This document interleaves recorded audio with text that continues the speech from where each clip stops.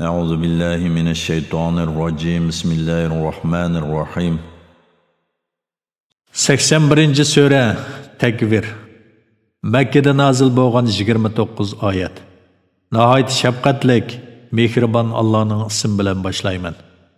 Kunning nuri o'chgan chaqda, yulduzlar to'kilgan chaqda, tog'lar gumram bo'lgan chaqda, bo'g'oz to'gila tashlab etilgan chaqda, yovvoyi hayvonlar to'plangan chaqda, dengizlar o't bo'lib lavuldigan chaqda, jallar o'z qayoshlariga qo'shilgan chaqda, tirik ko'mib o'tilgan qizdan sen qaysi gunoh bilan o'ldirilding deb so'ralgan chaqda, nomi amallar echilgan chaqda, osmon ichib tashlangan chaqda, do'zax qizitilgan chaqda, jannat taqvodorlarga yaqinlashtirilgan chaqda, har odam o'zining qilgan yaxshi yomon ishlarini biladi.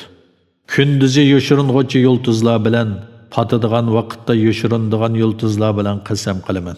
Qorong'ulik cho'mgan kecha bilan qasam qilaman. Yo'rishga boshlagan subihi bilan qasam qilaman. Qur'on haqiqatan Allohning izzatli bir elchisi orqali nozil qilingan so'zidir. O elchi kuchlikdir, Allohning dargohida martabalikdir. Farishtalar uningga itoat qiluvchidir. Bu yerda yana osmonda o ishonchlikdir.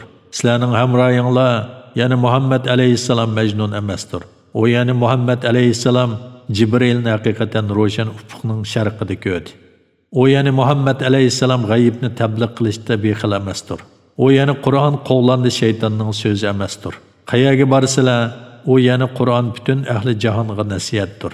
Sizlarning oranglardan din borasida ravurs bo'lishni xohlaydiganlarga Qur'on nasihatdir. Faqat olamlarning Parvardigori Alloh xohlagandilar, ondan sizlar xohlaysizlar.